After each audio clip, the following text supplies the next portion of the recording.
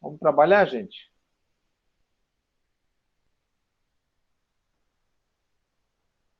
Vamos.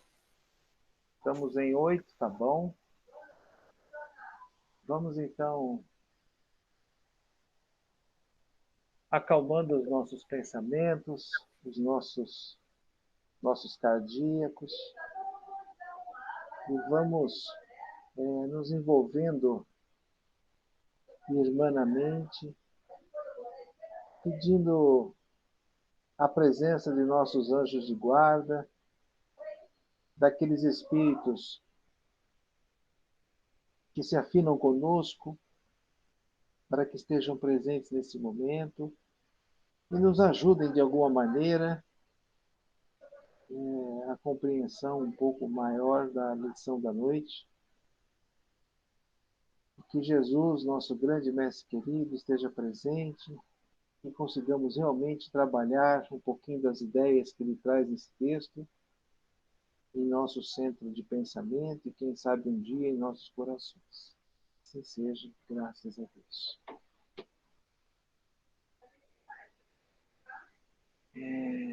Estamos aqui, falta anotar, Lucila. Marlene, Marcelo, Diego, Tânia, Berenice, Tatiana, Thaís, Laura, Lucila e o Elaine. Dona Elaine.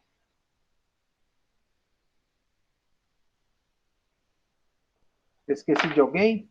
Eu acho que Adriano está lá com o Thaís também, o marido dela. Adriano. Tá aqui também. É. Nós dois aqui. É um milagre você trazer o Adriano e a Tânia trazer o Marcelo, porque normalmente os homens não querem saber muito de essa conversa de evangelho, não, né? Impressionante. A categoria nossa, olha, vou te falar, viu? Nossa aqui categoria... em casa ele é mais secão que eu. É, né? Espiritismo, ele é, bem mais. Tânia, Eu sempre sei, mas eu... Oi? Eu acho que vocês têm que ficar mais juntinhos, que você tá assim, da calma da aflição. Ah, entendi. É que a minha energia é muito grande, fica... Não, mas ele é bem mais Caxias do que eu para estudar. É, né? Bem mais. Nossa! Até nervoso. É que eu me achei já e para fazer o quê? Não, tudo, sabe o que é, né? Eu fico nervosa, porque tudo que a gente vai fazer, ele vem com uma lição de espiritismo para cima. Às vezes tem vontade de socar ele, mas... Dá uma porrada nele. Ajuda, obrigado, Neto. Eu ainda sou muito... Gente, Santo Agostinho, desencarnando, chamou os caras, vou repetir essa coisa aí. Ele falou, olha, ide e pregai o evangelho. E, se necessário, use palavras. É verdade. Essa frase, ela é ferrada. Ferrada. É usar o evangelho e, se necessário, use palavras. Acabou a conversa. Para de ser chato. Eu não sou chato, não. Pergunta Diego se eu sou chato. Diego não concorda com isso, né? Diego, a gente troca outros papos diários aí. Mas é porque... Presta atenção. Quando dois corintianos se juntam para falar do time da instalação, é uma conversa que faz bem aos dois.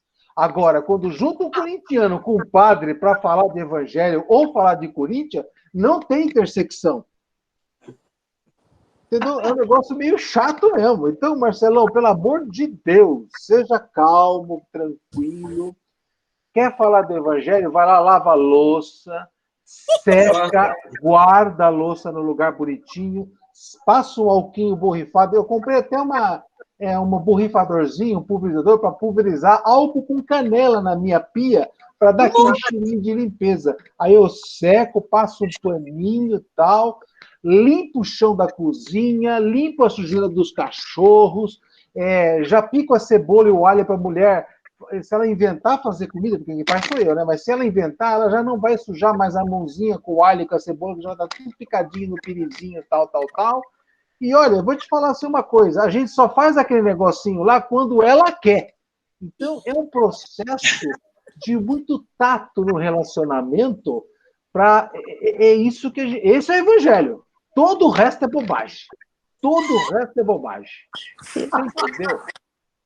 Porque que ótimo que você está falando tudo isso que o Adriano está escutando aqui. Mas Thaís, pode falar. Isso é a pura realidade. Nós vivemos hoje num momento em que não tem mais sexo macho e fêmea, tem parceiros, né, dentro das casas. E olha, com o Covid, então, não dá para sair, tem que ficar lá dentro, enclausurado. Então, minha nega, o negócio é o seguinte: só ser macho e só ser fêmea em determinados momentos, quando um requisita essa parte do outro. Fora isso, é tudo gente, ser humano. Né? No plano espiritual, um pouquinho mais de luz, o meu luz está piscando aqui. No plano espiritual, que tem um pouquinho mais de luz, não tem sexo. Não se tem nenhum órgão genital. Temos espíritos afins, convivendo juntos, estudando juntos, discutindo juntos, tendo experiências juntos, porque se dão bem juntos. Só isso. Todo o resto é excesso. A gente aqui na Terra precisa ter o homem e a mulher, porque Deus não vai ficar fazendo plim, criando corpos para colocar neguinho encarnado para ele trabalhar e desenvolver. Não, ele se junta para fazer filho, para ter lá a reproduçãozinha e nascer um corpo novo para colocar um espírito velho de guerra naquele corpo e continuar no seu processo educativo. Fim de papo. E trocar umas energias de vez em quando faz bem para a saúde. Fora isso, gente, somos iguais. Não, mas não tem... É legal essa sua fala aí, porque eu acho que esse momento de confinamento está trazendo bem claramente isso para todas as famílias em geral, né? Somos seres colaborativos que devemos aprender a exercer essa colaboração, essa cooperação mútua dentro da nossa própria casa, em primeiríssimo lugar. Sim. Né? Para depois partilhar esses ensinamentos ou essa cooperação com a sociedade. É muito fácil você ser cooperativo no seu trabalho, onde você tem um chefe que está olhando lá você tem que ser o bacaninho, o bonzinho, ter aquele verniz social, e de repente você até consegue ser alguém melhor dentro do seu ambiente profissional, né? Ou com o estranho lá fora. Mas o exercício maior é dentro da nossa própria casa mesmo, o dia a dia que vale, né? Com quem você está comendo aquele quilo de sal. É isso aí. Mas vê como ela está pacífica, isso aí que é legal. Tá vendo que coisa linda que ela falou agora? Maravilhoso. Maravilhoso isso aí. Você teve sorte dela te aceitar. Você teve sorte. Não teve. Às vezes que eu tenho vontade de Beijo. Olha lá. Tá querendo ganhar ponto. Te amo, primo. Dá um joinha depois aí no final da live. Depois ela vai fazer o reembolso lá pela tua conta. Passa o número aí para ela. Que ela faz meu Deus do céu. Olha, o negócio é punk. Oh, meu Deus do céu. Mas é só falando assim, da minha parte, também comigo, que a gente conversa todo dia. Porque cada coisa que ou você passa ou na federação, seja onde for, cada leitura é um encaixe. Já é fácil, não está difícil, está muito fácil. Muito fácil.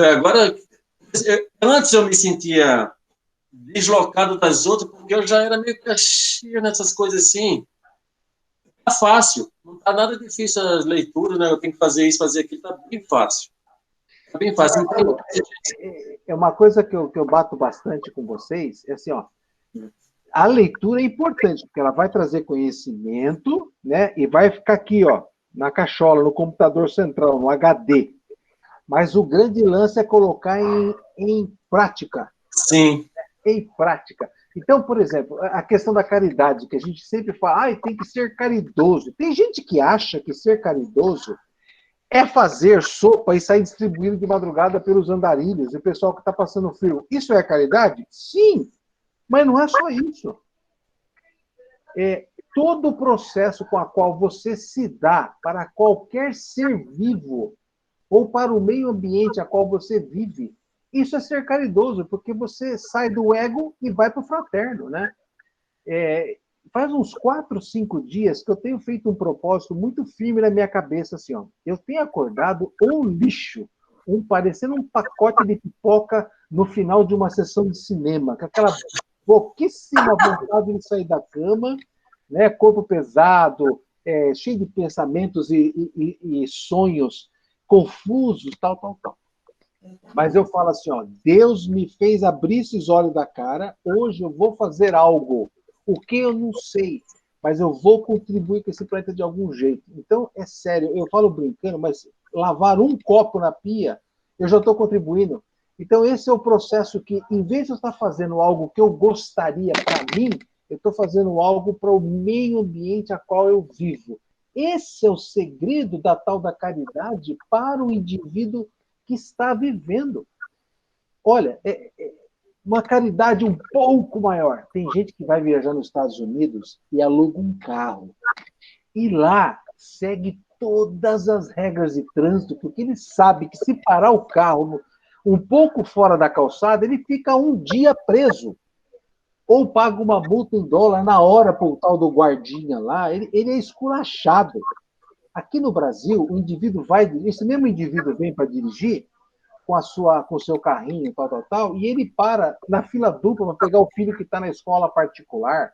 Ele para com o carro atravessado em cima da calçada, ele não está nem aí. Então, é um hipócrita que tem uma postura, ainda vem falar mal do Brasil. Ele fala, lá é lindo, aqui é um lixo. Não, ele que é um lixo aqui. E lá ele é o bacaninha. Você entendeu? Então, assim, é hipocrisia em vários campos de atuação, como a Tânia falou, o cara às vezes trabalha, no ambiente de trabalho ele é o top, e na casa dele é um lixo, ele não tira nem sequer a cueca do cesto de roupa para colocar para lavar, ele deixa a empregada ou a mulher pôr a mão naquela roupa íntima e suja dele. Gente, sabe? Então, assim, a gente precisa ter um pouquinho de maturidade, né? Com essa coisa da Covid, todos nós estamos sendo chamados a uma maturidade. Por exemplo, a nossa Casa Espírita está fazendo os tratamentos espirituais à distância. Então, eu reúno os médios iguais vocês aí, ó, cada um na sua casa, né? Agora, imagina, antes eu conseguia incorporar o espírito obsessor no médium lá ao vivo e trocava conversa, tal, e às vezes fazia umas coisas lá que é meio complicadas, que eu não posso fazer mais no monitor. Agora, para ajudar o assistido, hoje, ele tem que se convencer que ele será responsável por 95% do sucesso do tratamento espiritual dele. Ou seja, ou o neguinho agora acorda, ou ele vai virar comida de piranha. Porque os caras vão comê-lo automaticamente. Ou ele começa a perceber o que está no seu coração, na sua mente, analisar, se preocupar com repercussões das suas ações, ou ele vai virar comida de piranha. E essa é o grande lance dos tratamentos espirituais que está sendo feito online. Então, a gente precisa tomar muito cuidado com tudo que está acontecendo. Nós estamos sendo chamados à responsabilidade social. Acabou. Ou o cara atinge uma ética, ou ele está ferrado, né? Mas, ó, vamos lá para o texto, bom ânimo, porque eu quero falar um pouquinho sobre esse texto aí, que é o seguinte, a gente pega livro de Emmanuel, de Chico, de André Luiz, tal, são livros excelentes, que são autores que pegam os textos que narram a história desse homem chamado Jesus, e esses autores fazem uma reflexão em cima dessas informações. Publicam, a gente lê, a gente fica admiradíssimo com as informações, né? E isso é importante, é importante. Mas nesse livro Boa Nova, você está em conexão, em contato direto com a fonte, que é Jesus. Então, quando a gente vai ler um texto em que aparece as expressões ditas por Jesus, eu tenho que respirar fundo e tentar olhar com lupa cada palavrinha que vai estar nas sentenças que vai sair da boca dele. E tentar, na minha competência mental, elaborar e digerir tudo isso que vai rolar. Por quê? Porque Jesus, ele sai de um ponto lá no alto da esfera crística e ele faz um processo de regressão para que ele consiga encarnar entre os seus alunos, que nós somos alunos, né? E entre os seus pacientes. Os habitantes da Terra ou são alunos ou são pacientes. Então, Jesus vai encarnar aqui no meio, para quê?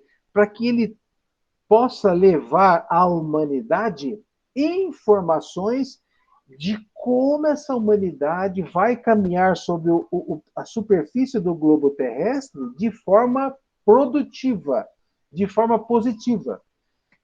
Essas informações não virão em forma de amuletos, de fórmulas de química, de souvenirs que vão trazer para a pessoa boa sorte, prosperidade, saúde corporal, nada disso. Essas informações virão em forma de ideias. Ideias. Então, Jesus, na verdade, ele é um cara que veio nos trazer informações, filosofias, ideias e também uma noção das leis que regem o mundo que é legal estar. Então, na verdade, nós vamos ter Jesus trabalhando com cada apóstolo de forma a tentar, em cada apóstolo, introduzir o que o apóstolo precisa. O remédio que o apóstolo precisa. Não para ele ficar mais bonito, não para ele ficar mais forte, mas para que ele tenha uma integridade a nível de emoção, a nível de coração, de sentimento. O cara tem que ter um propósito existencial e ele tem que ter prazer nessa existência que ele está vivendo. Se o cara não tem um propósito existencial e com isso não tem o seu prazer, nós somos zumbis que estamos vivendo aqui na Terra.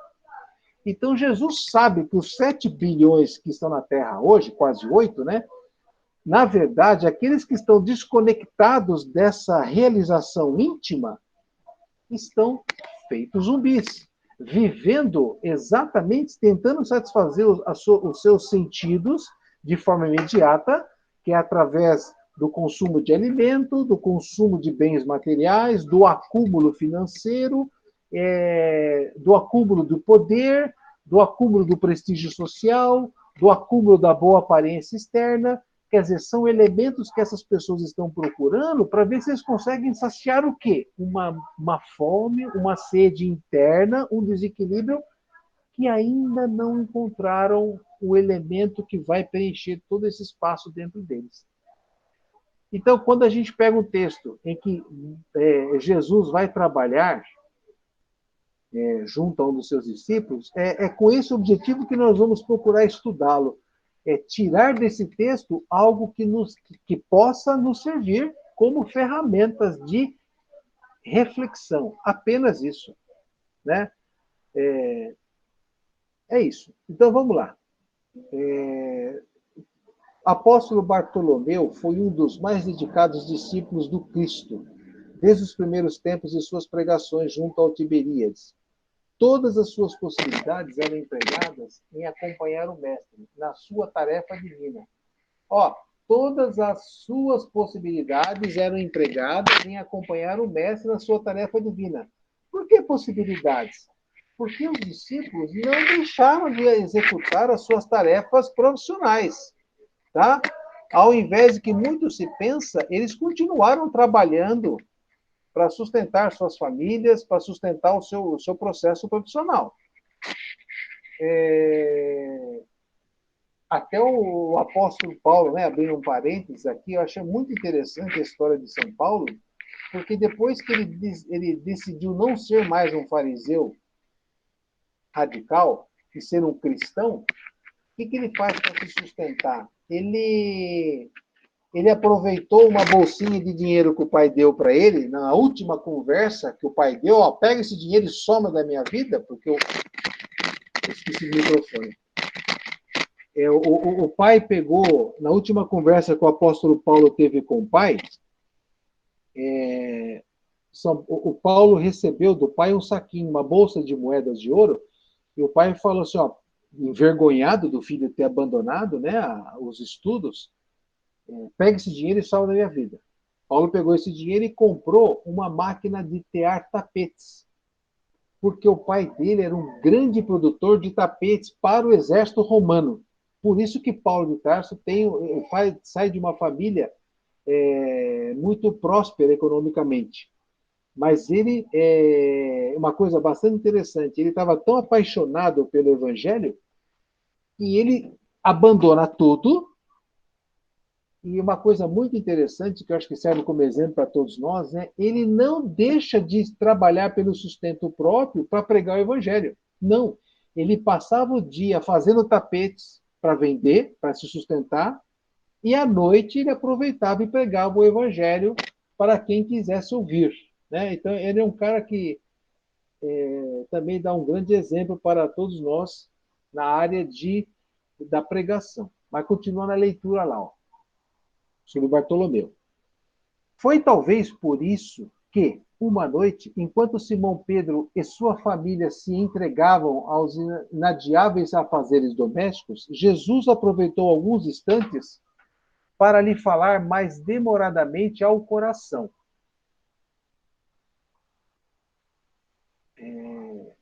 Após uma interrogativa afetuosa e fraternal, Bartolomeu deixou falasse o seu espírito sensível. Mestre, exclamou timidamente, não saberia nunca explicar-vos o porquê de minhas tristezas amargurosas.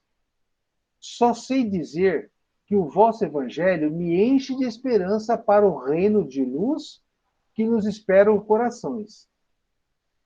Além, nas alturas.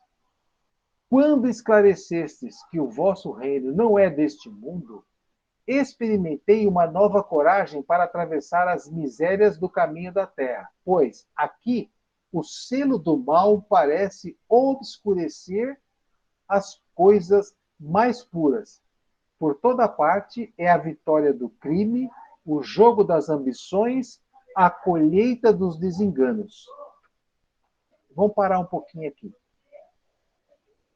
Natanael, ele era uma pessoa que tinha dentro dele uma tristeza, uma amargura latente.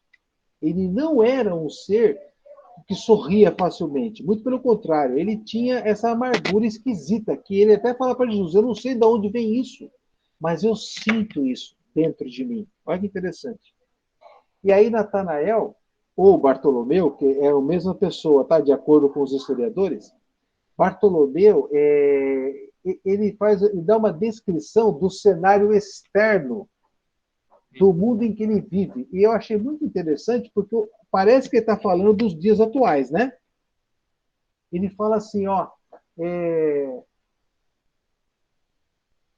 experimentei uma nova coragem para atravessar as misérias do caminho da terra, pois aqui o selo do mal parece obscurecer as coisas mais puras.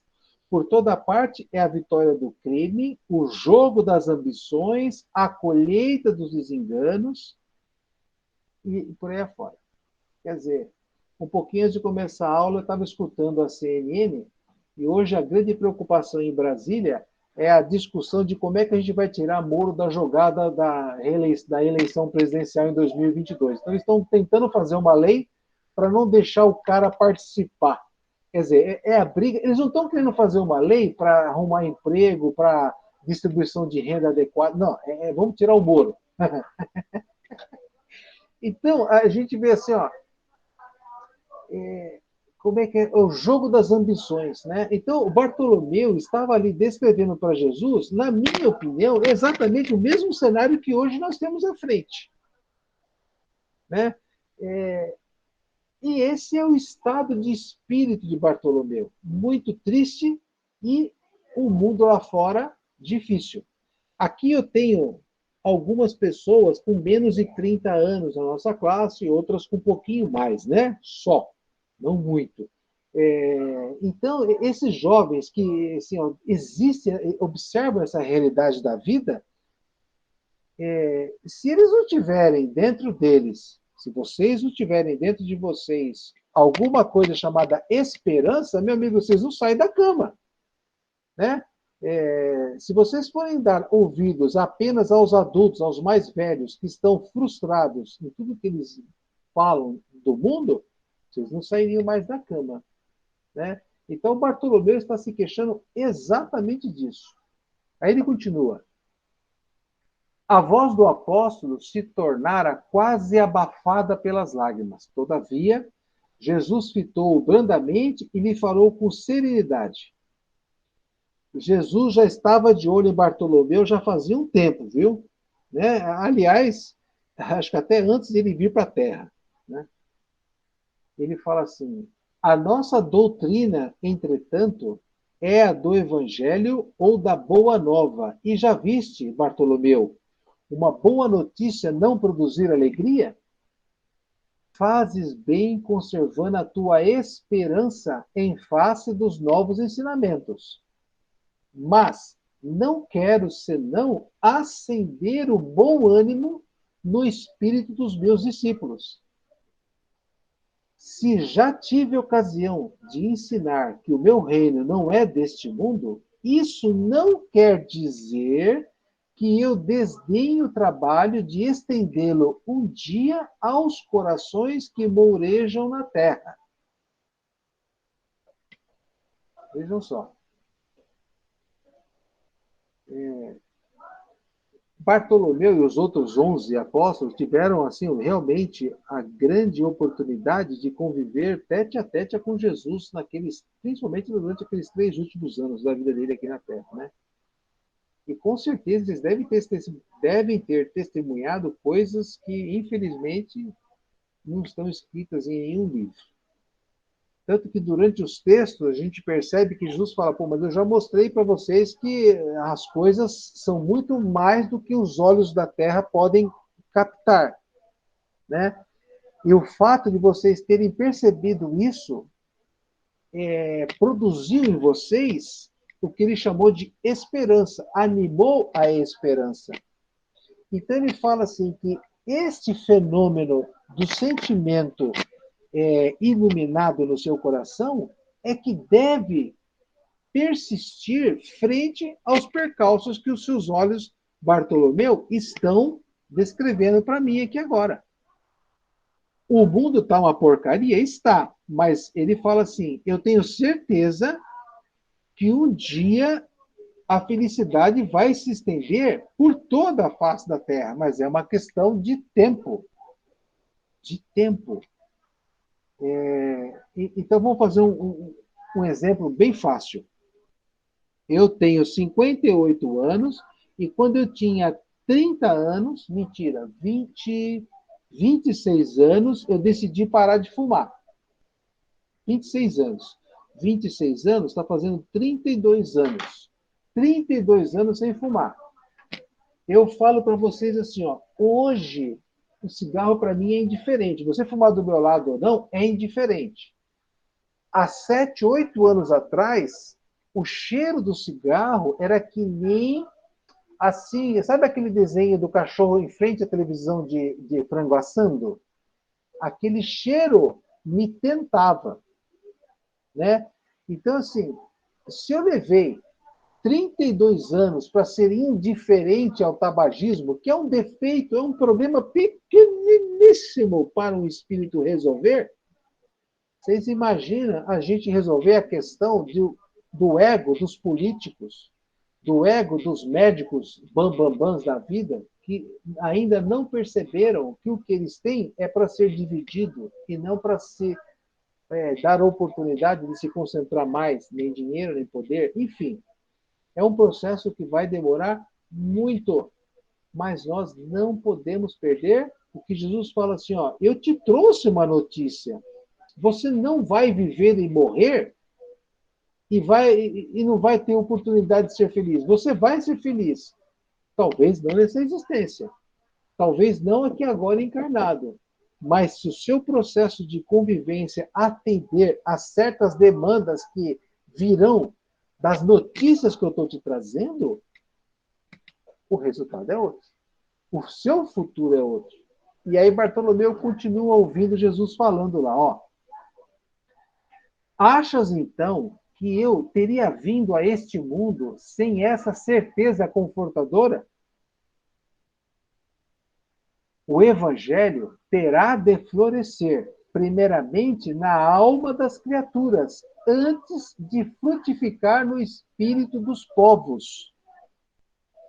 O evangelho terá que florescer, primeiramente, na alma das criaturas, antes de frutificar para o espírito dos povos. Ou seja, nós vamos consertar o mundo consertando os indivíduos.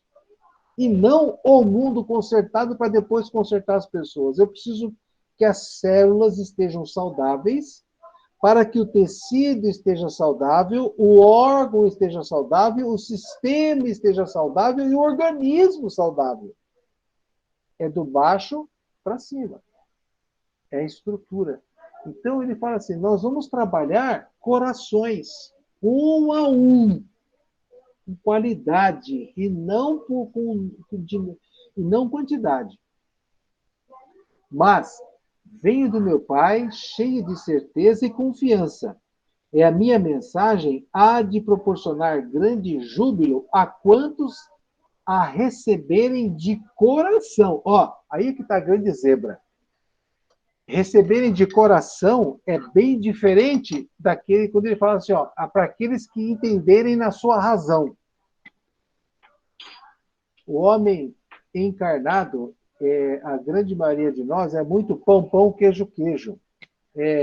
Nós só entendemos algumas leis da natureza porque nós pudemos pesquisar essas leis com os sensores que o nosso organismo tem. Né? A lei da gravidade, a lei das massas, a lei da relatividade, são situações em que os cientistas puderam perceber analisando o fenômeno da natureza. E dali tirar a informação para as leis da física, da química, da biologia. Né? Então, a questão do coração é um processo em que o espírito tem que estar atento, principalmente na questão das emoções, né? Gerenciamento desse sistema emocional. Depois de uma pausa em que o discípulo contemplava atencioso, o mestre continuou. A vida terrestre é uma estrada pedregosa que conduz aos braços amorosos de Deus. Ó, a vida terrestre é uma estrada pedregosa. Quem já fez caminhada por uma trilha no meio das serras por aqui? Né? Você andar num solo em que tem degraus diferentes, pedras, não sei o que lá, é um saco. Exige que você fique o tempo todo olhando para o chão, percebendo onde você está pisando, para que você não torça o calcanhar, não afunde o seu pé, não caia, não arrebente os joelhos. Então, é um terreno que você não deslancha. Se Jesus chamou a terra de uma estrada pedregosa, é uma estrada em que você tem que caminhar com muita atenção e observando os percalços da vida. Ele vai falar o porquê lá na frente, tá? E ele fala que esses percalços, esse terreno difícil, é o que vai levar o homem para o reino de Deus. Ora, então quer dizer que os problemas é que vão me trazer a competência para habitar o reino de Deus. Só que é o seguinte, eu enfrentar um câncer, um desemprego, uma situação de perda de ente querido, que é aquela dor enorme no peito. Isso me leva ao reino dos céus, que esses são os percalços da vida, esses são os pedregulhos da estrada que Jesus está se referindo. Esses pedregulhos, só de eu passar por eles, vão me levar para Deus? Olha o que ele fala na continuidade do texto. O trabalho é a marcha. A luta comum é a caminhada de cada dia. Os instantes deliciosos da manhã e as horas noturnas de serenidade são os pontos de repouso. Mas, ouve-me bem, na atividade ou no descanso físico, a oportunidade de 1 hora, de uma leve ação, de uma palavra humilde, é o convite de nosso Pai para que semeemos as bênçãos sacrossantas. Entre o acordar e o despertar, todo esse espaço de tempo é a oportunidade que nós, encarnados, que estamos recebendo a notícia do Evangelho, de um mundo, de uma série de notícias que nos traz a esperança, no exercício de estar acordado, que é de manhã até de noite, eu vou ter vários momentos para se aplicar a essas notícias. E ele continua. Em geral, os homens abusam desse ensejo precioso para anteporem a sua vontade imperfeita aos desígnios superiores, perturbando a própria marcha. Ou seja, em geral, nós aproveitamos esse espaço de vida acordados para colocar, impor ao planeta as coisas que estão dentro de mim e que me trazem satisfação própria, ou seja, alimentam o meu ego. Eu aproveito o momento que eu estou acordado simplesmente para satisfazer as minhas necessidades pessoais. E aí ele fala assim, ele fala, antepondo a vontade imperfeita aos desígnios superiores, perturbando a própria marcha. Vamos voltar ao exemplo da convivência em casa. Você está lá em casa, você e a sua esposa, e às vezes até as crianças, né? A casa está uma bagunça, mas você, por não ter o costume de estar lá presente, você está porque o seu escritório está fechado, você não se atira a dividir com quem normalmente está lá dentro a administração desse espaço. O problema é seu, eu não vou interferir. Eu vou continuar, eu vou ficar aqui na internet conversando com os amigos, eu vou assistir um jogo, eu vou assistir um filme que me dê prazer, tal. E o que vai ter de janta, hein, bem? Ainda tem essa pergunta no final do dia, né? Então ele fala assim, a pessoa passa o momento entre acordar e dormir satisfazendo o seu ego e não presta atenção nos desígnios superiores que estão sendo impostos para ele. Quais são os desígnios superiores? São as necessidades que a vida vai se apresentar. Eu até falei na aula passada, né? Segunda-feira passada eu acordei com um projeto de fazer tudo isso. Vou ler um livro, vou assistir. Imagina! Eu tive que lavar quintal, eu tive que consertar isso, consertar aquilo, fazer comida, e não sei o quê. Quer dizer, eu tive só um espaçozinho, acho que de 2 horas no final da minha segunda-feira, para fazer um pouquinho da minha necessidade. Por quê? Porque os desígnios superiores, ou seja, a lei da vida, estava me chamando para outras tarefas. Gente, e eu preciso sacar como é que eu leio essas coisas que Deus vai nos apresentando. Como é que eu vou ler isso aí? É através das necessidades, dos problemas que vão surgindo. Porque a maneira com a qual eu lido com os problemas que vão surgindo é que eu estou demonstrando se eu estou apto a um problema mais forte ou se eu vou ser reprovado naquela liçãozinha que a vida está me dando e eu vou ter que repetir essa lição mais vezes. Às vezes, por exemplo, você tem um cartão de crédito e 2, 3 vezes por ano você explode no seu orçamento financeiro. Você se perde no controle das suas lições. Mas aí você fala, meu Deus, mas que saco! Vira e mexe, eu estou com esse problema financeiro, tendo que pegar empréstimo, pedir emprestado, não sei o que lá. O que está acontecendo, meu Deus? Por que eu sou essa vítima desgraçada? Você é essa vítima desgraçada porque você não entende que você tem um compromisso com o dinheiro. Que você tem que ter uma nova visão do que é o dinheiro, como se gasta dinheiro, qual é a responsabilidade que você tem frente à manutenção e ao manuseio dos seus valores financeiros. E enquanto você não aprender isso, você vai estar caindo nessa cilada de cartão de crédito, de empréstimo, nessa roda violenta que a vida vai te apresentar. Não duro no meu emprego, não duro. É difícil, as pessoas não me entendem. Vá para o inferno. Você chega atrasado quase todo dia. Você não arruma seu cabelo para trabalhar. É um esculacho só. Você não se atualiza. Não faz um curso, nem que pela internet. Você não faz um cursinho de atualização. Você não faz nada. Você só é aquele cara chato que chega na repartição reclamando que a vida está difícil, que o dinheiro é curto, que as pessoas estão demais, que o Bolsonaro é isso, que o filho do Bolsonaro é aquilo lá, o Moro é um safado. E aquela pessoa assim, parece um... Sabe aquele pernilongo que vem na sua cama entre meia-noite e 2 horas da manhã te encher o saco? Você é mais ou menos assim no seu trabalho. E as pessoas se mandam embora porque ninguém te aguenta. E você não se percebe que você é a causa dos problemas.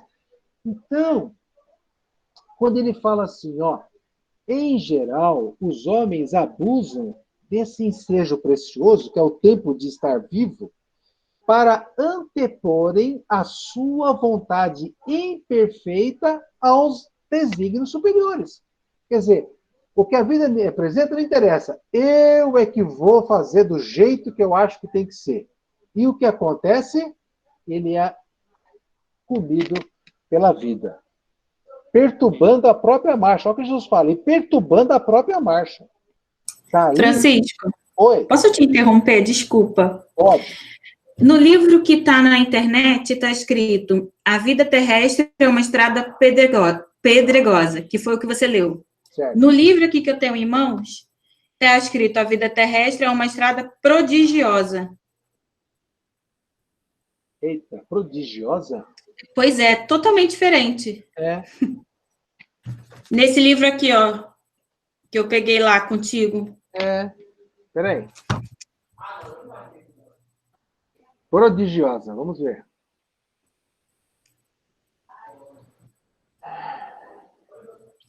Você leu aí eu peguei e fui lá para ver se você tinha lido errado. Desculpa, mas eu fiz isso. Mas aí realmente está diferente. E é absurdo, porque é o oposto, né? Exatamente, é outro significado. Não, é o significado, é o oposto. Uhum. Né? Tá errado esse livro aí. Qual livro que é? Levanta de novo, deixa eu ver. É o Boa Nova. Que editora que é essa? A FEB. Caramba, que absurdo, hein? Pois é. Pedregosa. Então, o livro está errado, né? Tá errado, tá errado. Vou corrigir aqui. Obrigada. Porque não faz nem sentido, porque com essa palavra aí, tudo isso que ele falou na sequência não tem sentido. Sim. Beleza. Continuando. Daí resultam, olha o que Jesus fala, as mais ásperas jornadas obrigatórias para a retificação das faltas cometidas e muitas vezes infrutíferos. Quer dizer, o sujeito que pega no seu dia a dia para firmar a sua vontade, só os seus prazeres, só os seus egos, ele vai arregimentando situações de débito para com o universo. Voltando ao exemplo do cara que está em casa, que devia estar no escritório, mas agora é obrigado a ficar em casa, e que não reparte com a família as obrigações que estão ali dentro. Ele não se interage com os filhos e com a família. Ele vai arcar com resultados extremamente pesados para a alma humana. Ele vai ter filhos em que não terão pelo pai a admiração.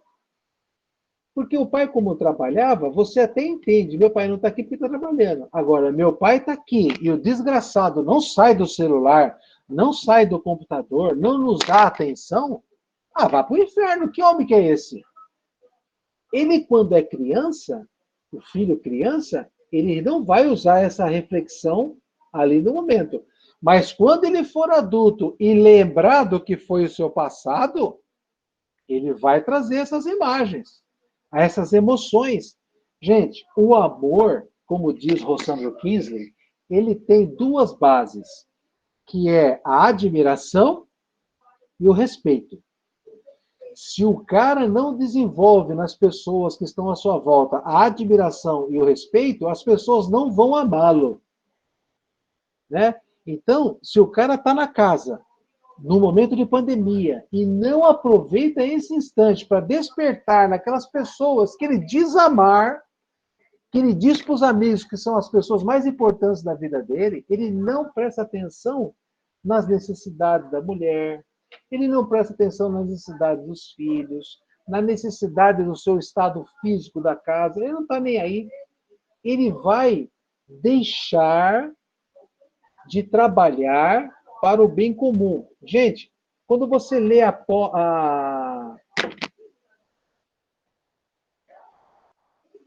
meu Deus do céu, aquela dos talentos, lá como é que se fala?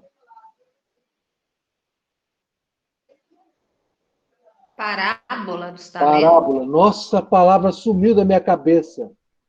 Quando você lê a parábola dos talentos, vocês conseguem fazer a analogia da situação que eu estou propondo? Deus dá para a pessoa uma família, um núcleo familiar. E esse cara na família é um zero à esquerda. Ele não cumpre o papel dele.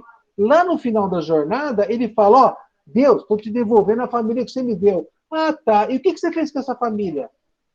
Ah, eu não sei, eu não fiz nada. Eu não desenvolvi os meus filhos na parte educacional, eu não ajudei a formação dos meus filhos, eu não colaborei com a felicidade da minha parceira ou do meu parceiro conjugal. Eu não colaborei. Eu simplesmente peguei esse tesouro que o Senhor me deu e estou devolvendo como eles estavam no começo. Dá para perceber a analogia com a parábola dos talentos?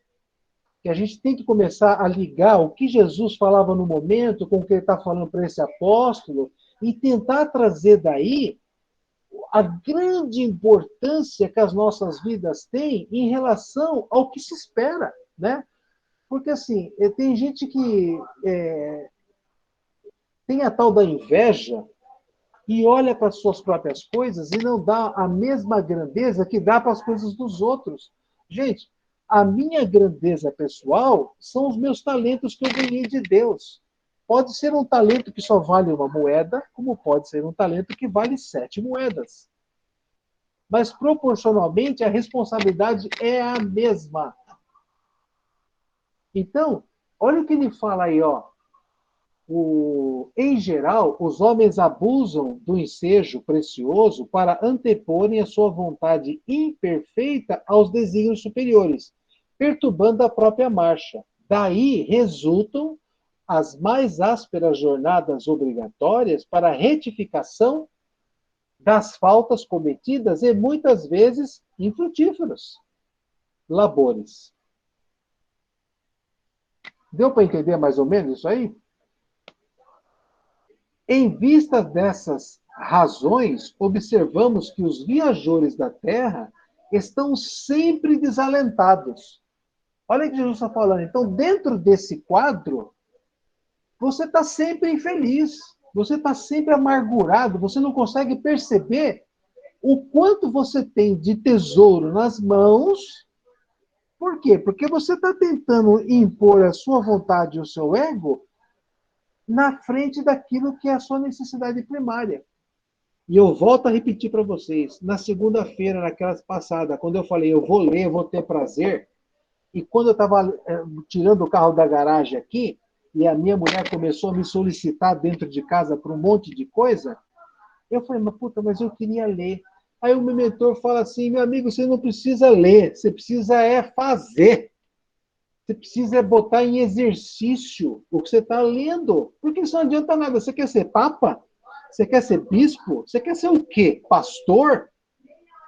Ele só não me mandou para o inferno porque ele está numa categoria acima da minha, né? Mas é bem por aí. A gente precisa pôr em prática o que a vida vai te apresentando como necessidade. Nessa segunda-feira, a gente fez aqui em casa a tal da faxina de temporada. Meu Deus do céu, que inferno! Limpar ventilador, lustre, porta, vidro, cacilda 4, um monte de coisa. Eu acordei na terça-feira, parecia um frangalho. E aí estava na hora de limpar o andar de cima da casa. Ah, vá para o inferno. Mas limpamos, até 2 horas da tarde, fizemos a tarefa. Quer dizer, aí passamos, hoje é quarta e quinta-feira, 2 dias tranquilo. Tranquilo. Quer dizer, cumpriu-se a missão que o mundo apresentou. É bobo limpar a casa? Depende de quem olha. Né? Depende de quem olha. Mas, assim, eu, como sou um ser humano comum, pequenininho, a minha competência é a minha casa, é o meu lar, é a minha família. Então, hoje, eu tenho uma mulher lá embaixo, dando aula para o pessoal de médio, né? Que ela é meio bruxa, ela dá aula para o pessoal mexer o caldeirão, mas ela não está com a cara de mulher cansada que ficou passando 2, 3 dias limpando a casa, porque a gente dividiu. Então, esse é o processo que a gente tem que prestar bastante atenção no que é que a vida te dá, e o que você dá em volta para ela, né? Eu poderia muito bem ter passado jogando, lendo, mas qual é o resultado disso? Uma mulher cansada lá embaixo, magoada, e eu no bem bom. Então, eu acho que Deus nos chama exatamente, Jesus, né? Ele alerta exatamente a isso. Porque presta atenção, gente, quando você está desalentado, quando o teu coração está magoado, está triste, está vazio, é porque você ainda não entendeu qual é a tua parte aqui na Terra. Qual é a tua missão? Tem gente que acha assim, a palavra missão, ela está esperando uma igreja para dirigir, um hospital, uma escola, uma comunidade inteira como prefeito, como vereador, ele acha que isso é missão. Não é, a sua missão é ser você. É ser pai, é ser mãe, é ser marido, é ser educador, é ser o que você é. Assumir, mas de coração, mas com assim, a veia do fraterno e não do ego. Na obcecação. Francisco. Oi. Oi. Diga. Eu tô tendo essa experiência agora, né? Porque faz 2 semanas que eu tô fora de casa e ajudando minha prima com a minha filhada, porque ela e o marido trabalham fora, né? E eu não faço mais o que eu quero, a hora que eu quero, né? Porque tem que cuidar de uma criança de quase 8 anos, que está estudando pelo computador, fazer o almoço. Então, está sendo uma experiência incrível, assim, porque eu sou muito centrada nas minhas coisas. E eu pensei, não, eu quero ter essa experiência, até para poder lembrar lá na frente com a criança como foi esse período de pandemia que passamos juntas, né, para estreitar os laços da família e tal.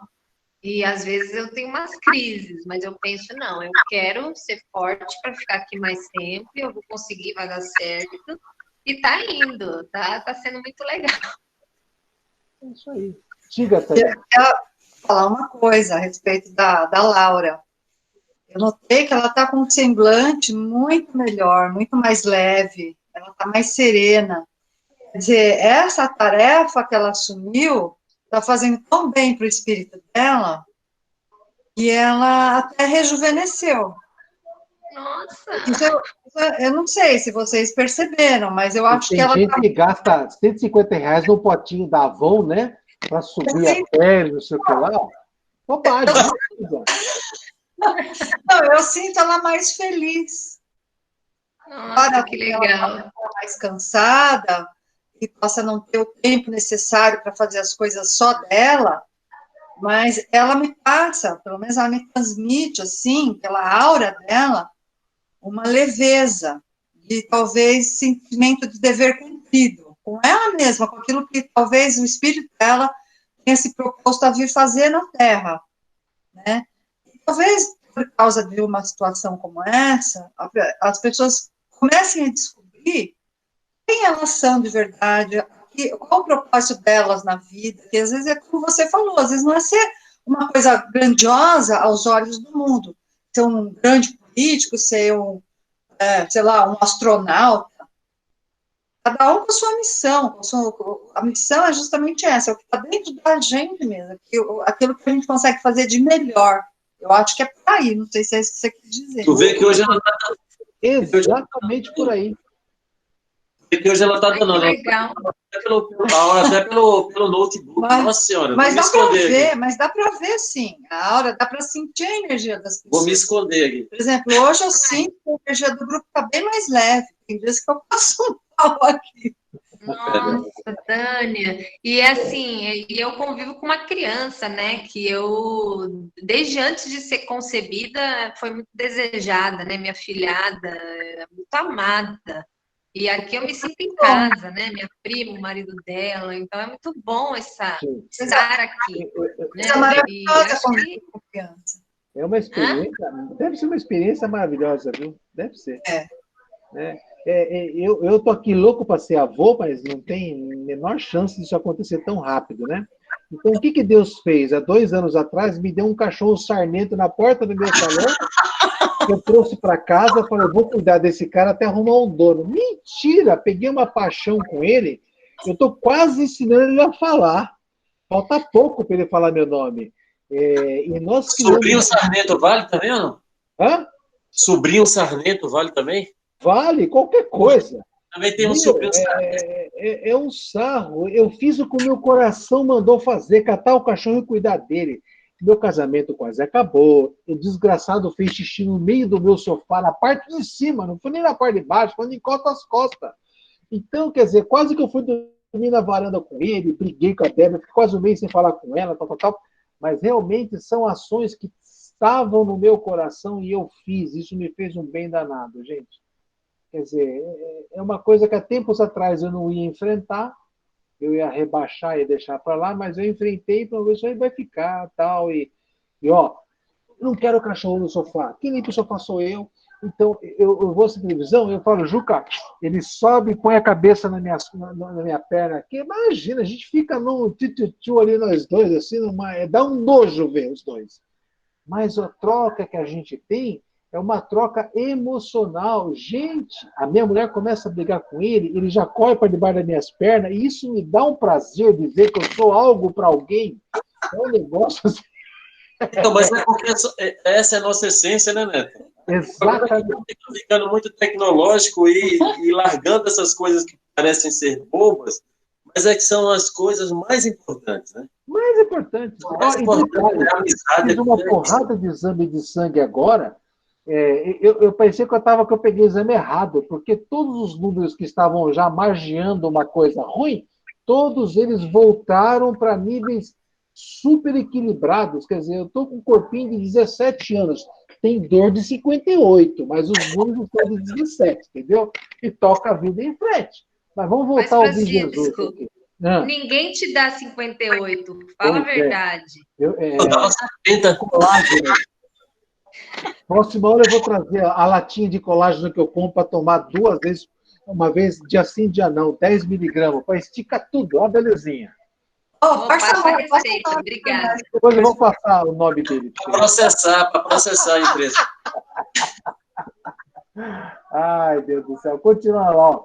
Na obcecação da sua vontade própria, ferem a fronte nas pedras da estrada, cerram os ouvidos à realidade espiritual, vedam os olhos com a sombra da rebeldia e passam em lágrimas, em desesperadas imprecações e amargurados gemidos, sem enxergarem a fonte cristalina, a estrela caridosa do céu, o perfume da flor, a palavra de um amigo, a claridade das experiências que Deus espalhou para a sua jornada em todos os aspectos do caminho.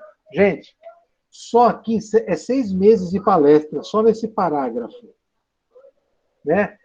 Na obcecação da vontade própria, quer dizer, aquele cara que está muito preso dentro de si, da sua vontade, que tem que valer, o que acontece? O que Jesus está falando que acontece com esse indivíduo? Ele fecha os olhos para as percepções espirituais, para as delicadezas que nutrem a alma. Porque nós somos espírito e corpo. Aí o espírito encarna no corpo, né? E o que acontece nesse momento que tem esse acoplamento? Esse cara que é chamado de alma, começa a viver como se fosse apenas corpo. Ele começa só a alimentar as fomes que esse corpo expressa. E aí acontece de ir germinando dentro, começa a ter dentro dele um monte de encrenca aqui, que ele vai no médico, no psiquiatra, para tomar um remédio, para ver se dá uma amortecida nesse sistema, que é um misto de fome, com vazio, com medo, com preocupação. E aí ele começa a tomar remedinho para ver se ele consegue neutralizar esses sintomas que chegam até a atingir o nível físico. Quando, na realidade, o que está acontecendo? Essa parte espiritual, que é a parte inteligente, e é uma parte que precisa se educar frente às necessidades da vida, ela precisa pegar esse corpo e deixar de tentar valer apenas o seu ego, e sim começar a perceber como ela pode trabalhar à sua volta. Por quê? Tem uma vez eu vi uma frase assim, ó: os espíritos vivem do amor que recebem, mas os grandes espíritos vivem do amor que dão. Olha, uma frase similar é assim, ó: os espíritos se alimentam do amor que recebem, os grandes espíritos se alimentam do amor que dão. É um negócio que a gente tem que pensar bastante, né?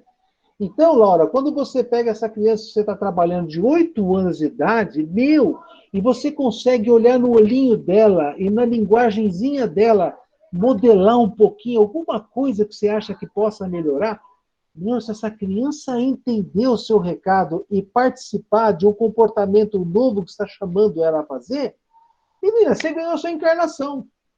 Esse é o resultado. Sabe? Você tem o prazer. Por exemplo, às vezes a criança pega no garfo assim para comer, né? E você devagarzinho, ao longo dos dias, não no mesmo dia, mas devagarzinho você vai ensinando ela a posicionar o garfo, e depois de uns 2 meses, essa criança está comendo com o garfo na posição correta. Você vai sentir um prazer desgramado. E lá na frente, se essa criança for um pouquinho madura espiritualmente, ela vai lembrar de quem ensinou ela a comer direito. E ela vai ter por você uma gratidão que fica guardada no arquivo espiritual dela lá. Gente, é um processo assim, ó, de troca. Quem alimenta os outros recebe esse alimento de volta. Então, Jesus está nesse instante e fala assim, o cara, ele fica na obcecação da vontade própria, ferem a fonte na pedra da estrada, nos problemas, cerra os ouvidos à realidade espiritual. Eu não quero ouvir nenhum conselho. Não quero, ele fala isso. Veda os olhos com a sombra da rebeldia, quer dizer, eu vou fazer o que eu bem entendo, e passam em lágrimas, em desesperadas imprecações e amargurados gemidos. Quer dizer, o cara, na sua intimidade, ele não é feliz. Sem enxergarem a fonte cristalina, a estrela caridosa, do perfume do céu, o perfume da flor, a palavra de um amigo sincero, a claridade das experiências que Deus espalhou para a sua jornada em todos os aspectos do caminho. O que ele está falando assim, ó? Que o cara, quando está com esse ego tão fechado, ele não percebe as experiências que a vida está dando para ele, porque Deus planejou esses problemas. Esses são os exercícios, são os testes que o cara vai ter que trabalhar para superar. Né? Às vezes, um jovem lá de 17 anos está cortando o cabelo e pergunta para ele assim, você vai fazer vestibular? Vou. Você vai fazer para quê? A medicina. Ah, você gosta de estudar? Você está louco, Francisco? Eu gosto de jogar videogame. Pô, você vai fazer medicina, cara? Como? Ah, eu vou fazer direito. Puxa, você gosta de ler? Ah, não sou muito chegado, não. Pelo amor de Deus, vai procurar sua turma. Quer dizer, não enxerga. Não se percebe qual é a sua essência. Continuando. Houve um pequeno intervalo nas contas. Eu fico pensando como é que Jesus tentou passar isso para Bartolomeu. Isso há 2000 anos atrás. Todo esse ensinamento, essa profundidade filosófica, para um pescador. Na verdade, na minha opinião, Jesus estava passando para nós, né? Por que para nós? Porque, veja só, em 1857, quando o Espírito da Verdade... Não, estou falando bobagem. Lá no ano 31, entre 31 e 32, quando Jesus estava acabando a sua pregação, ele falou assim, ó, eu vou para o meu Pai, mas eu vou pedir a ele que mande o Consolador, para que esse Consolador traga para a humanidade as explicações que eu não pude dar e as retificações que essa humanidade vai fazer com a minha palavra no futuro. Então, a gente começa a perceber o seguinte, que hoje, com o codificador, que na nossa visão é o Espiritismo, psicografou um monte de livros. Nesses livros psicografados está essa reunião particular de Jesus com Bartolomeu. Então, na minha visão, Jesus estava falando, não era para Bartolomeu, e sim para nós, que hoje estamos aqui, em condição de fazer essa leitura profunda no seu texto. Eu duvido que Bartolomeu tenha captado alguma coisa boa aí. Mas veja só o que acontece com ele, até o final do relato. Houve um pequeno intervalo nas considerações afetuosas, depois que, sem mesmo perceber inteiramente o alcance das suas palavras, Bartolomeu interrogou, mestre, e os vossos esclarecimentos dissipam os meus pesares. Mas o Evangelho exige de nós a fortaleza permanente? Olha o que Jesus fala para ele. Quer dizer, eu sou cristão, eu tenho que ser forte permanentemente, eu tenho que demonstrar ser forte perante toda essa tranqueira que o mundo é? A verdade não exige, Bartolomeu, que você seja nada. A verdade transforma. O Evangelho não poderia reclamar estados especiais dos seus discípulos. Porém, é preciso considerar que a alegria, a coragem e a esperança devem ser traços constantes de suas atividades em cada dia. Ou seja, Bartolomeu sem o Evangelho. Aí Bartolomeu põe o Evangelho dentro do coração. Ele vai continuar enxergando o mundo, só que agora com uma visão diferente. Ele vai entender, frente aos problemas que estão aparecendo no seu dia a dia, que isso é algo normal desse planeta que ele vive. E que ele não tem como interferir no problema dos outros. O único ser que ele alcança e que pode mudar um pouquinho é a si próprio, só. Então, o Evangelho, gente, a função do Evangelho não é mudar o nosso mundo exterior. Não é perturbar os nossos parceiros, os nossos filhos, os nossos colegas de trabalho com leituras evangélicas. Não é. A função do Evangelho é trabalhar o interior nosso. Por quê? Eu trocando a minha forma de enxergar o mundo, eu vou trabalhar esse mundo de forma mais clara e com mais compreensão. O cara é ladrão? Eu sei que é ladrão, mas o problema é dele.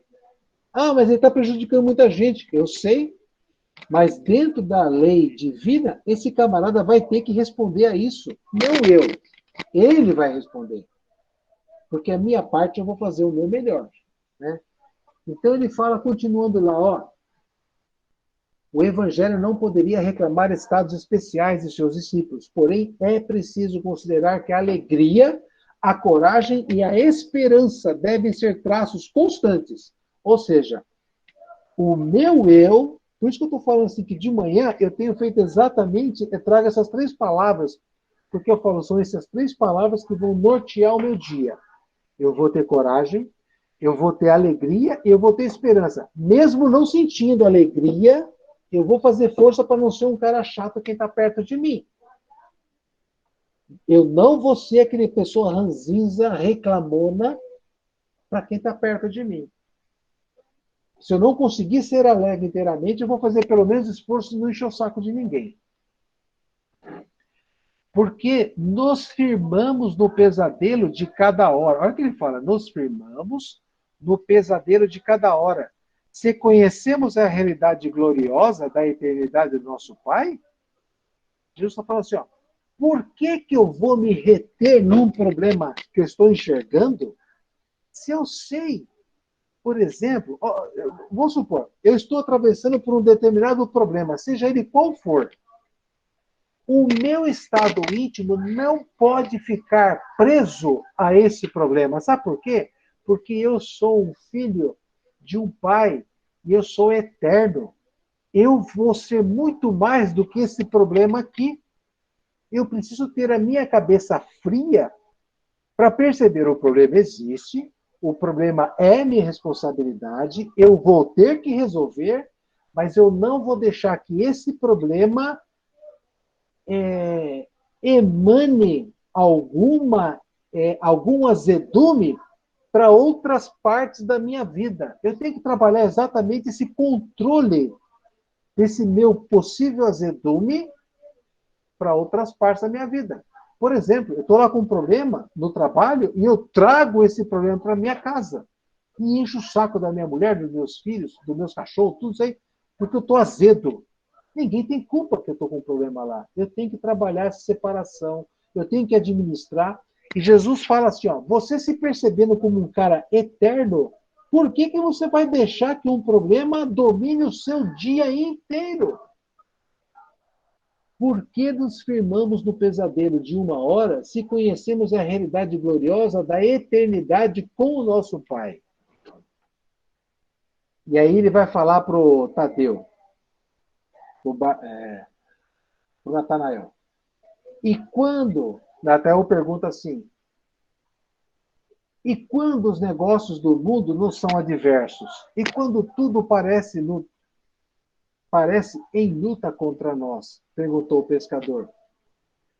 Natanael chegou no meio da conversa e expôs um ponto que estava deixando ele muito raivoso. Porque ele era um pescador e os negócios dele não estavam indo bem. E ele via os caras que não eram do bem prosperarem financeiramente. Olha que interessante. E ele fala, Jesus, mas quando os negócios do mundo são adversos, quer dizer, vão contra a minha perspectiva, e tudo parece ir contra, Jesus fala assim, ó, qual o melhor negócio do mundo, Bartolomeu? Será a aventura que se efetua a peso de ouro, muita vez amordaçando-se o coração e a consciência, para aumentar as preocupações da vida material, ou a iluminação definitiva da alma para Deus, que se realiza tão só pela boa vontade do homem, que deseje marchar para o seu amor por entre as urges do caminho? Não será a adversidade dos negócios do mundo um convite amigo para a criatura semear mais amor? Um apelo indireto que o arranque das ilusões da terra para as verdades do reino de Deus? Olha que interessante essa colocação de Jesus. Jesus está falando o seguinte,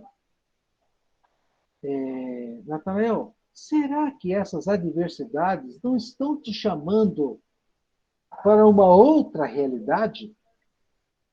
Jesus está dizendo para ele o seguinte, meu amigo, quando você está de frente para um problema, esse problema é como se fosse uma bandeira vermelha numa corrida de Fórmula 1, avisando que nós temos um problema sério na pista e que a corrida está interrompida. Enquanto esse problema não for resolvido, você vai ter que a bandeira abandonando assim ó, na sua cara. A adversidade que a vida está nos trazendo, ela é como se fosse uma carta espiritual. Falando, neguinho, temos problemas. E Jesus está dando uma dica. Qual é a dica para todos nós? Um convite amigo para a criatura semear mais amor. Um apelo indireto que arranque as ilusões da terra para as verdades do reino de Deus. Ou seja, muito provavelmente, quando o problema se apresenta a nós é que estamos dando muito impulso do nosso ego na vida e pouco amor para a vida. Então, é feito um bloqueio. É como se fosse uma dosagem do plano espiritual. Gente, quando a gente reza para Deus, normalmente a gente tem a cara de pau de pedir um emprego melhor, uma vida melhor, uma saúde melhor, um parceiro bom, um filho bacana, um patrão melhor. A gente pede para Deus tudo isso na maior cara de pau. E a gente não faz o menor esforço para alcançar tudo isso. Quer dizer, a gente põe na conta de Deus. Né? É impressionante. E aí, por que nós somos animais ou espíritos racionais? Qual é a função da racionalidade? É desenvolver mecanismos de independência, mas uma independência lúcida. Na Terra, que é um planeta de provas e expiações, se você tiver a ilusão de alimentar apenas o seu ego, ele está dizendo para Tadeu aí, para Natanael, que você só vai nutrir a desilusão, a amargura em seu coração. Acorda, Zé. Presta atenção no seu jeitão de ser no dia a dia. Ele falou isso para Bartolomeu. E Bartolomeu, escutando tudo isso, quietinho. Aí continua assim, ó. Bartolomeu guardou aquela resposta no coração, não, todavia, sem experimentar certa estranheza. E logo, lembrando-se de que a sua genitora partira havia pouco tempo, para a sombra do túmulo, interpelou ainda ansioso. Uma última questão. Não será justificável a tristeza quando perdemos um ente amado? Falou para Jesus. Ele quis tentar jogar agora a amargura no peito porque perdeu a mãe dele, tá? Veja só, tudo quanto é argumento que ele jogou para Deus, Deus estava dizendo que os problemas estavam dentro dele, de N formas diferentes. E, por último, ele colocou a morte da mãe. Olha que Jesus fala. Mas quem está perdido? Se Deus é Pai de todos nós. Se os que estão sepultados no lodo dos crimes hão de vislumbrar um dia a alvorada da redenção, por que lamentarmos em desespero o amigo que partiu ao chamado de Todo-Poderoso? A morte do corpo abre as portas de um mundo novo para a alma. Ou seja, Bartolomeu, você está preocupado com a tua mãe? Se o nosso Pai, que é todo o amor, não esquece nem dos bandidos que um dia serão recebidos no céu, quanto mais a tua mãe. Então, Pai é amor. A morte do corpo abre para o espírito um mundo novo. Espera aí, só um pouquinho.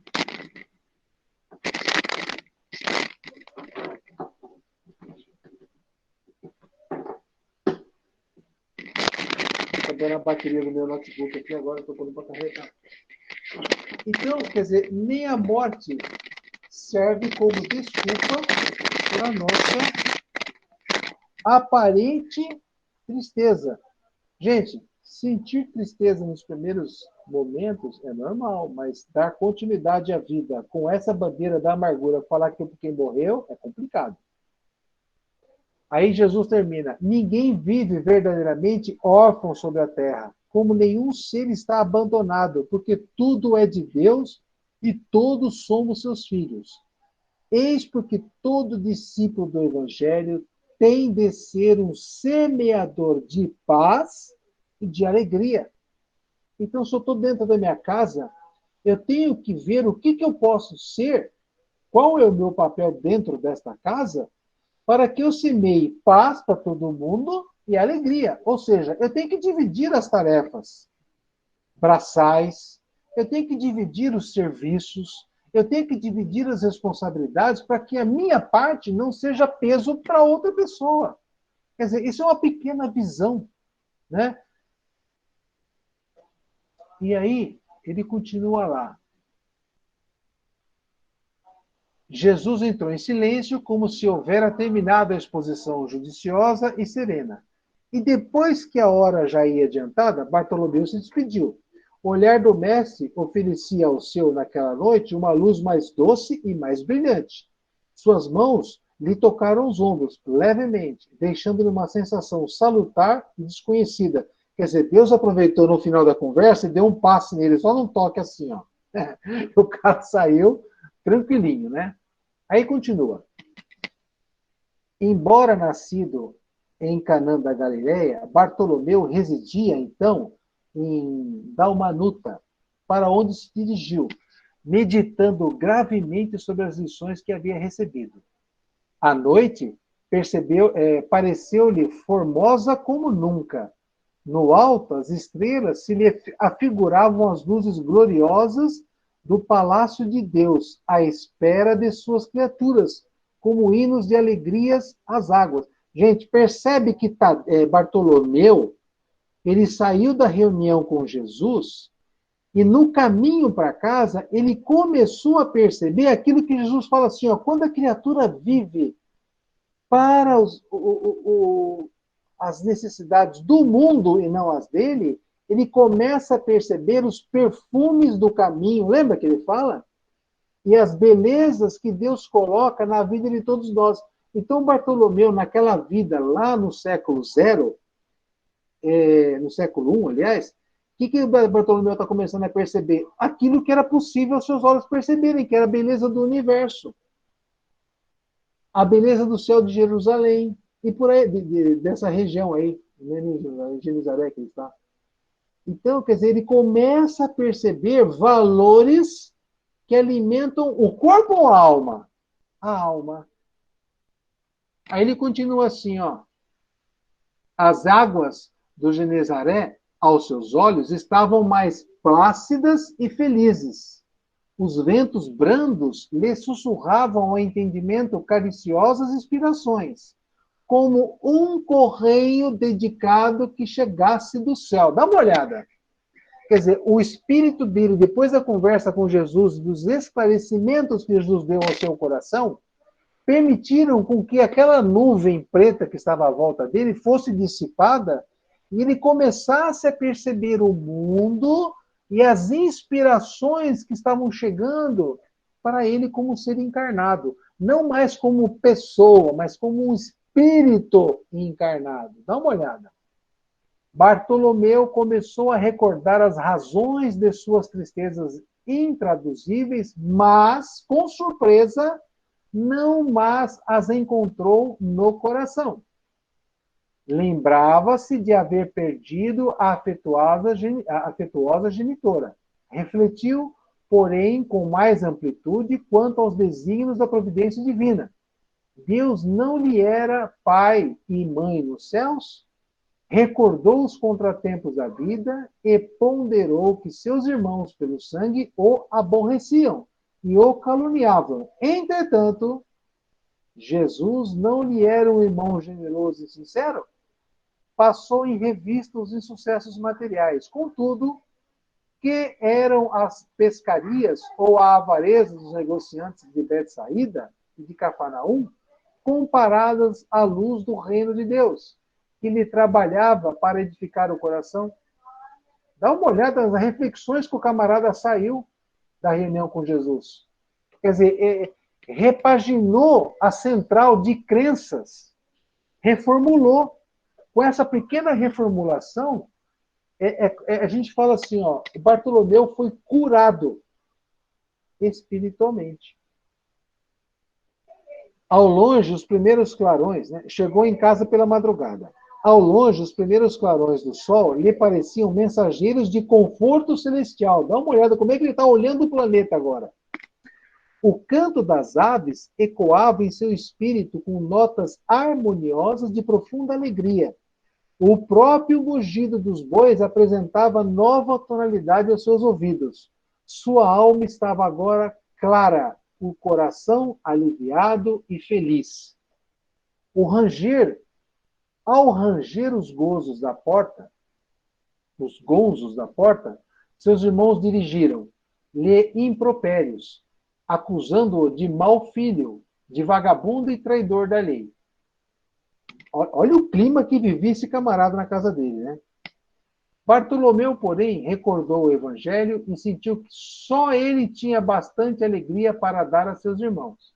Em vez de reagir asperamente, como de outras vezes, sorriu-lhes com a bondade das explicações amigas.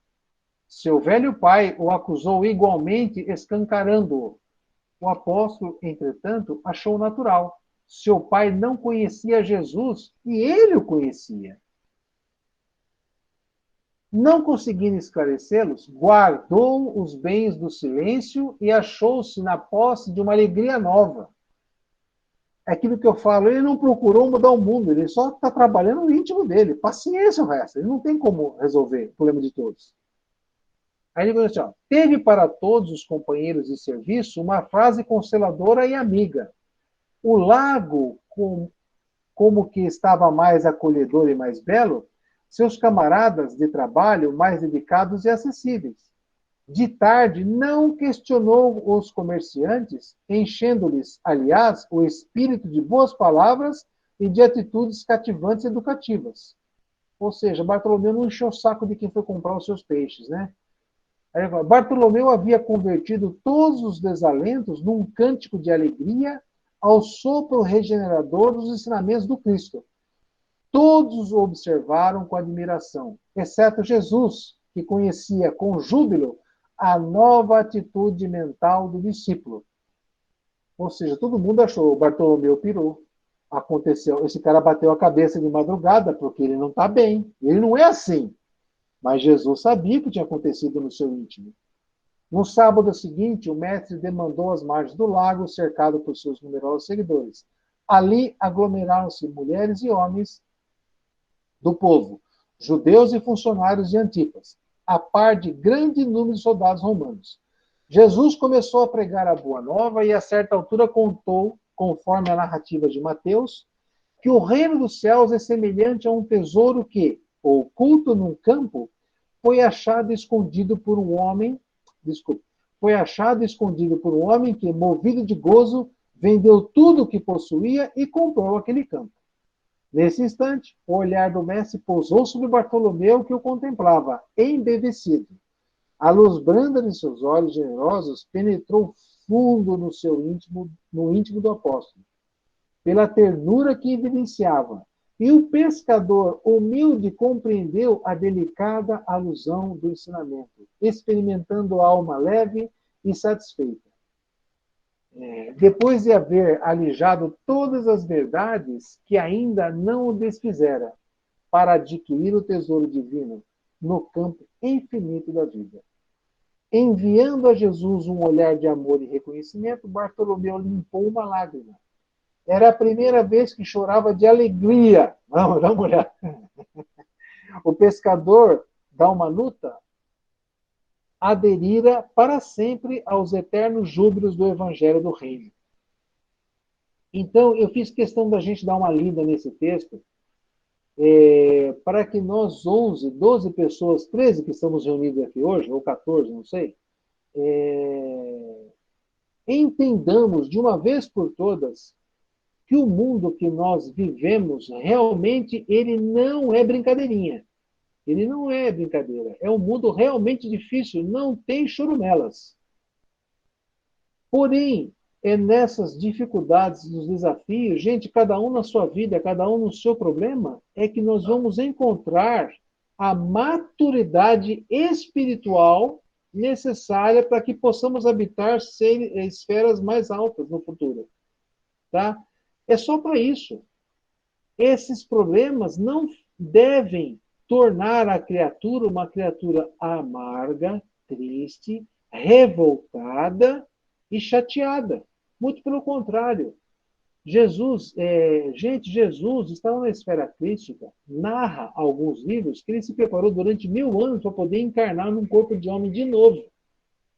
Ele teve que fazer uma redução vibratória de 1000 anos de trabalho para trazer a esperança, para trazer a informação, dizer, realmente a Terra não é mole não, minha gente, mas eu vou ser vitorioso em cima dela. Ele nasceu pobre, foi desacreditado pelas autoridades da sua época, nunca fez mal a única formiga. Narra até uma história que Jesus estava atravessando uma trilha e tinha um formigueiro passando. Sabe o que ele fez? Ele pegou uma varinha e riscou um caminho para as formigas saírem da frente dos pés das pessoas. Quer dizer, é um cara que não matou nenhum inseto. E aconteceu com ele o final de vida que ele passou. Então, é um processo assim que nós encarnados, que hoje somos chamados cristãos, gente, a gente não tem que prestar conta para Roma, não tem que prestar... Vivemos num país que cada um tem a sua liberdade religiosa, tem uma série de regalias, mas Jesus fala assim, ó, nós precisamos abrir os olhos espirituais. Nós precisamos buscar nesse planeta os sons da natureza, os sons de Deus, as músicas que Deus coloca em nosso caminho, para que isso se torne pílulas energéticas para nós. E não termos a ilusão de que beber desenfreadamente vai nos trazer alegria, comer desequilibradamente vai nos trazer alegria, matar a vontade por qualquer vício desequilibradamente vai me trazer alegria e completude. Não vai. Esse é o grande lance da evangelização íntima própria de cada um de nós. E só recordando, se nós estamos com o nosso coração cheio de peso e de amargura, é porque ainda nós não conseguimos perceber as necessidades simples que a vida está te pedindo, e você insiste em ir por um caminho, às vezes, até muito mais pedregoso. E não é esse o processo. Se Deus quisesse que você fosse o the best of the, Ele ia te proporcionar situações para você ser o the best of the. Em outras palavras, não se meta besta. Seja simples. Seja humano. Seja o que você é com o teu nome. Assuma a personalidade que você hoje é e o papel que você tem na sua vida. Faz direitinho tudo um pouquinho. Tenta fazer, pelo menos. Vai errar, vai ser criticado, que se dane. Depois você vai lá, se a crítica for produtiva, né? Porque tem crítica que é produtiva mesmo, que você às vezes é um carcamano. Então vale a pena esperar, escutar e fazer uma reflexão. Sim, mas é assumir o papel que Deus espera de cada um de nós. Porque Deus não quer o nosso sofrimento. Gente, Deus não nos criou para sermos criaturas amargas, tristes, ruins. Eu, quando estou dentro da caverna, sinceramente, eu cato meu cachorro, eu vou lá para a rua da praia aqui e eu fico olhando os canarinhos. Agora tem um monte de canarinho amarelo em São Sebastião, que são os canarinhos da terra. Nos últimos 10 anos estão povoando. Tem pretinho, tem passarinho, tem flor, tem plantinha, tem... Quer dizer, eu busco exatamente Deus nessas coisinhas pequenininhas, no barulho do mar. Quer dizer, eu tento alimentar a minha alma para ver se eu saio do fundo da caverna e chego na luz, né? Mas assim, essa oscilação em mim é muito frequente, mas eu pelo menos estou tentando acordar e sair dessa caverna. E ontem eu ouvi uma coisa interessante assim, ó, se eu não estou enxergando luz no fim da caverna, é porque eu não cheguei nem na metade da caverna ainda, tem que andar mais um pouco. Quem falou isso foi aquela monja, que de vez em quando tem umas palestras no YouTube lá, que eu esqueci o nome dela. E é muito bacana, por isso. Você não está enxergando. Você não está enxergando o final do túnel, anda mais uns passos, que você vai chegar mais perto da saída, e a luz está ali. É mais ou menos isso. Eu queria que vocês relessem esse texto depois, amanhã, hoje à noite, ou sei lá, nos próximos dias, para refletir sobre tudo isso que a gente foi discutindo hoje, as linhas tal, para quem sabe aprender até um pouco mais. Tá bom?